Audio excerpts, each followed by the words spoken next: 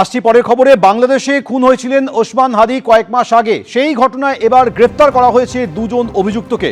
রাজ্য পুলিশের এসটি বেড়াতে গ্রেফতার করা হয়েছে ওসমান হাদি খুনে অভিযুক্ত দুজনকে। রাহুল ওরফে ফয়জাল করিম মাসুদ এবং আলমগীর হোসেনকে গ্রেফতার করা হয়েছে। আবির দত্ত বিস্তারিত বলবেন, টেলিফোনে রয়েছেন আবির। দেখো, ওসমান হাদি তাকে যে খুনের ঘটনায়, সেই খুনের ঘটনায় দুজনকে গ্রেপ্তার করা হয়েছে এবং দুজনকেই হেফাজতে নিয়েছে বেঙ্গল এসটিএফ। যেটা জানা যাচ্ছে, রাহুল ওরফে ফয়জাল করিম মাসুদ 37 বছর বয়সী, সে পটুয়াখালীর বাসিন্দা। এছাড়া যেটা বাংলাদেশে। এছাড়া আলমগীর হোসেন, যার বাড়ি ঢাকায়, 34 বছর বয়স, তাকে ইতিমধ্যে গ্রেপ্তার এই দুজনকে করা হয়েছে। প্রাথমিকভাবে তারা যেটা জানা যাচ্ছে যে এই ফয়জাল করিম মাসুদ, সে রাহুল ওরফে ফয়জাল করিম মাসুদ, সে আলমগীর হোসেন বাংলাদেশের ঢাকায় ওসমান হাদি খুন করে তারপরে তারা মেঘালয় সীমান্ত দিয়ে অবৈধভাবেই তারা ভারতবর্ষে প্রবেশ করে এবং বিভিন্ন জায়গায় তারা লুকিয়েছিল এবং তারপরে আবারও বাংলাদেশে ফিরে যাওয়ার তাদের পরিকল্পনা ছিল এবং বনগাঁ থেকে তাদেরকে গত 7 তারিখে অর্থাৎ গতকাল তাদেরকে গ্রেপ্তার করা হয় এবং দুজনকে আজকে আদালতে পেশ করা হয়েছে, হেফাজতে নেওয়া হয়েছে।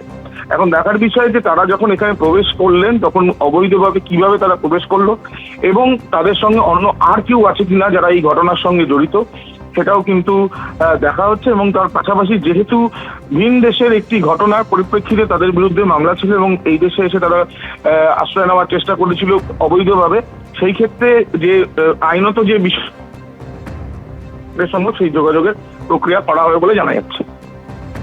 আবির, ধন্যবাদ। 12ই ডিসেম্বর ঢাকায় রিকশায় যাওয়ার সময় ওসমান হাদিকে গুলি করে দুষ্কৃতীরা প্রথমে ঢাকা মেডিকেল কলেজে নিয়ে যাওয়া হয়, পরে এয়ার অ্যাম্বুলেন্সে সিঙ্গাপুর নিয়ে যাওয়া হয় তাকে। এরপর কয়েকদিন পর 19শে ডিসেম্বর সিঙ্গাপুরের হাসপাতালে মৃত্যু হয় ওসমান হাদির।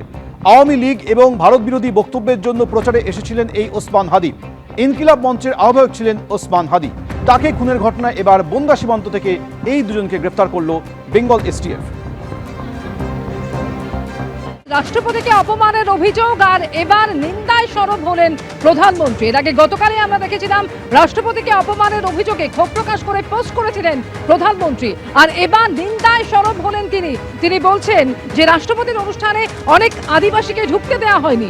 পশ্চিমবঙ্গে আদিবাসী সমাজের অনুষ্ঠানে বাধার মুখে রাষ্ট্রপতি, এটা গণতন্ত্রের জন্য লজ্জার। নিন্দায় সরব হয়েছেন প্রধানমন্ত্রী।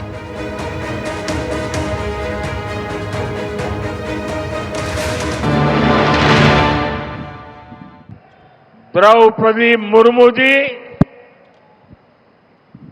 संथाल आदिवासी परंपरा के बहुत बड़े उत्सव में शामिल होने के लिए बंगाल गई थी,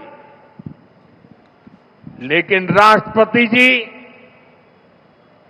और उस कार्यक्रम का, आदिवासियों के उस महत्वपूर्ण कार्यक्रम का, आदिवासियों का गौरव करने के बजाय टीएमसी ने आदिवासियों के संथाल लोगों के ये अत्यंत पवित्र और महत्वपूर्ण कार्यक्रम का बहिष्कार किया और राष्ट्रपति का बहिष्कार किया।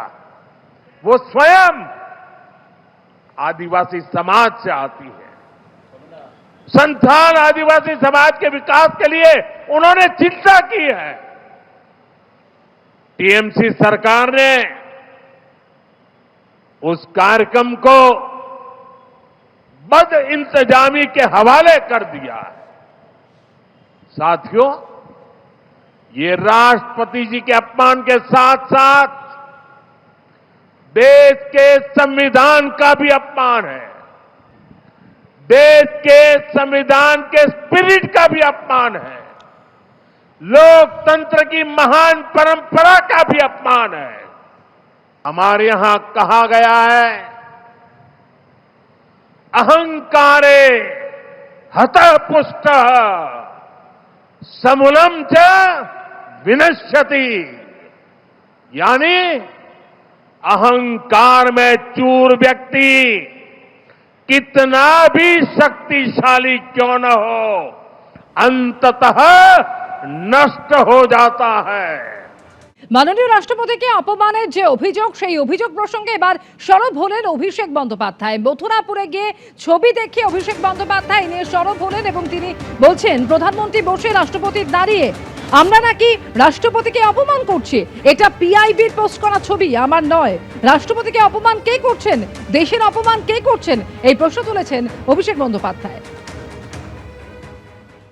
দেশের এমনই দুর্ভাগ্য, রাষ্ট্রপতি পদ সব কিছুর ঊর্ধ্বে, রাজনীতির অনেক ঊর্ধ্বে।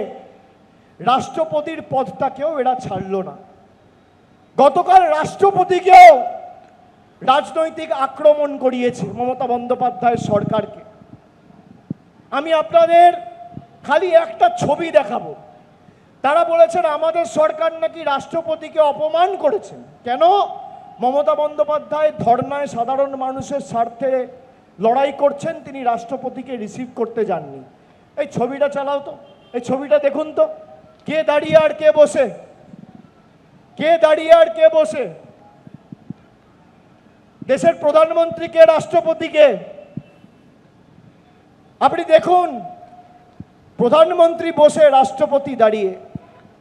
আমরা নাকি রাষ্ট্রপতির অপমান করছি। দেখেছেন ছবিটা? সবাই দেখেছেন? কে দাঁড়িয়ে, কে দাঁড়িয়ে? আপনারা বলবেন রাষ্ট্রপতি, আর আমি জিজ্ঞেস করবো কে বসে, বলবেন মোদি। তাই তো, ছবিতে তো তাই দেখাচ্ছে। এই ছবি তো পিআইবি পোস্ট করেছিল, আমার তৈরি করা ছবি না। কে দাঁড়িয়ে, কে দাঁড়িয়ে আর কে বসে? রাষ্ট্রপতির অপমান কে করছে? রাষ্ট্রপতির অপমান কে করছে? দেশের অপমান কে করছে? বাঙালির অপমান কে করছে? বাংলার অপমান কে করছে?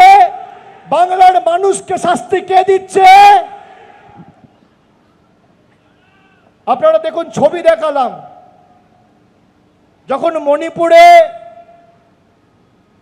প্রায় 3 বছর ধরে আগুন জ্বলেছে, একের পর এক জনজাতি মূলবাসীদের উপর অত্যাচার হয়েছে, রাষ্ট্রপতির থেকে আমরা কোনো কিছু শুনতে পাইনি। যখন রাম মন্দির উদ্ঘাটন হয়েছে, একজন তপশিলি সম্প্রদায়ের মহিলা, জনজাতি মহিলা বলে রাষ্ট্রপতিকে উদ্বোধনী অনুষ্ঠানে আমন্ত্রণ জানানো হয়নি। যখন দেশের নতুন পার্লামেন্ট উদ্বোধন হয়েছে, রাষ্ট্রপতিকে একটা আমন্ত্রণ পর্যন্ত জানানো হয়নি। এগুলো মানুষ ভুলে গেছে। যে এখন তৃণমূলের সঙ্গে নেই, সে বাঙালি নয়, তার এ রাজ্যে থাকার কোনো অধিকার নেই। এই লড়াই মমতা বন্দ্যোপাধ্যায় পশ্চিমবঙ্গের মানুষের জন্য লড়ছেন। মেট্রো চ্যানেলে এসআইআর এর ধর্ণা মঞ্চ থেকে মন্তব্য তৃণমূল সাংসদ মহুয়া মৈত্রের।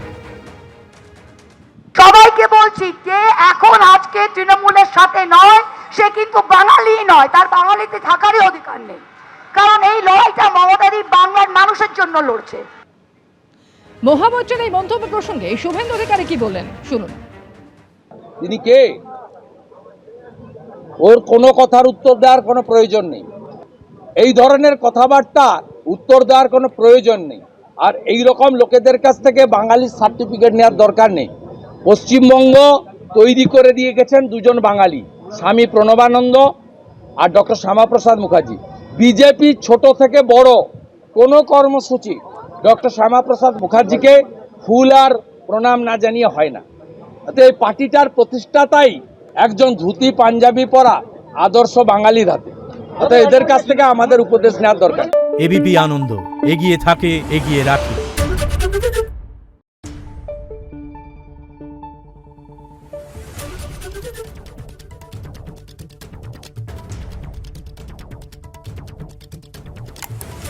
Thank you.